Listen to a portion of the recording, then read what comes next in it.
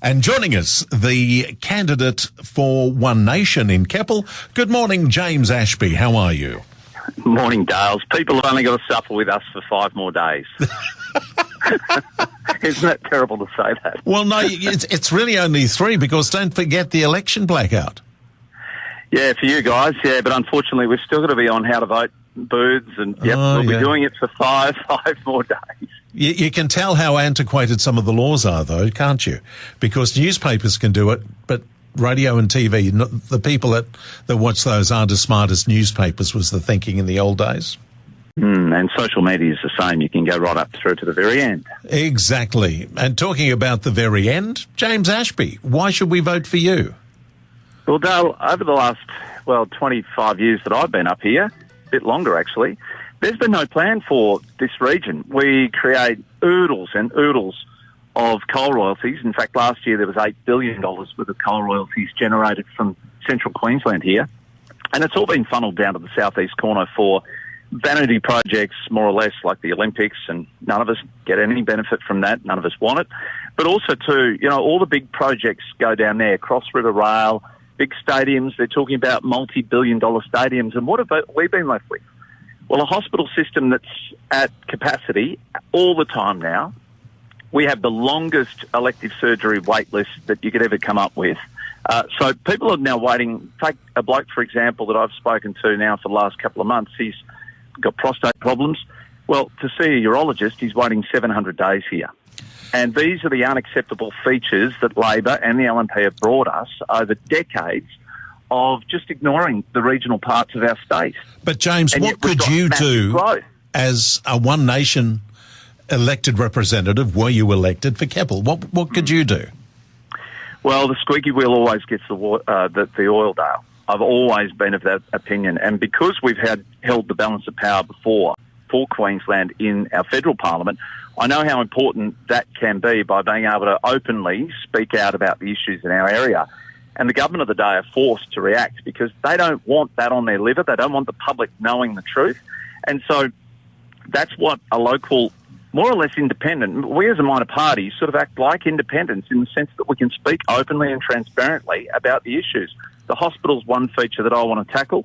The fact that we don't have a high school at Emu Park is a massive, big problem for any of the young kids. And we've had family growth there of 174% in Emu Park, and yet no plans for a high school. Great Keppel needs fixing. Our crime needs fixing. These are the issues that I, as a minor party with One Nation, can speak openly and honestly about because nobody else has been talking about it for the last few decades here. Now, you've just been saying you want to work on the hospital. I'm going to assume there that you're talking about the Rockhampton Hospital and not the Yeppoon Hospital. Rocky's out of your electorate. No, Rocky services this electorate, and it services more than just the Rockhampton and Keppel electorate as well. It is the centre hub for even seats out around Gregory, which is Emerald and Blackwater and those areas, as far down as Billawheeler.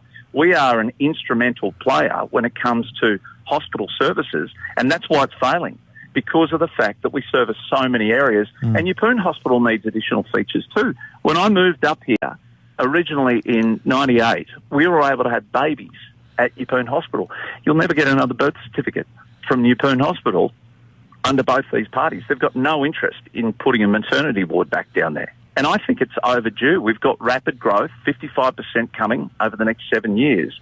No one's talking about these important issues that we've got to deal with. Growth is important. Whether we like it or not, people are coming. But it's how you manage that growth and how you plan for it moving into the future. And One Nation are the only people, myself and other candidates across this area, are the only ones that have spoken about the need to plan for that future growth, which is rapidly coming. It's going to be here before the 2032 Olympics, that growth.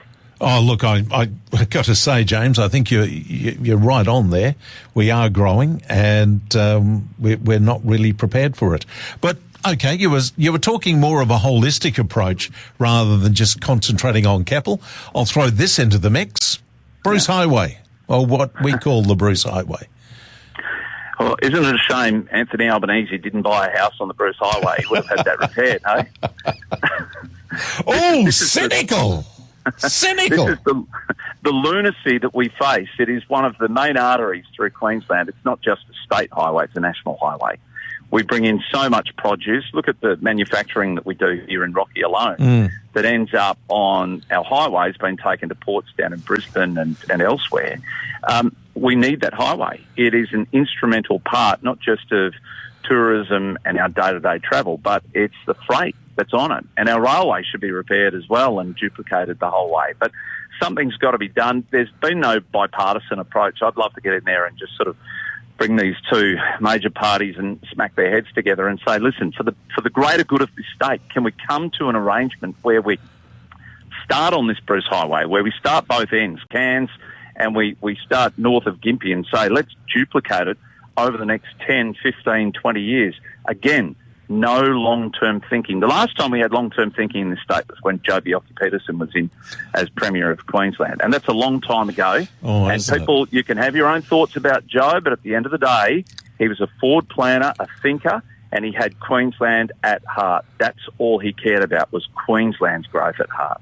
James Ashby, thank you for your time this morning, and the truth will out on October 26th. Thanks, Dale. Yeah, we've got not long to go, but people have got a very serious consideration on their plate, and I hope that they give One Nation a shot. Thank you, James. James Ashby, the candidate for Keppel.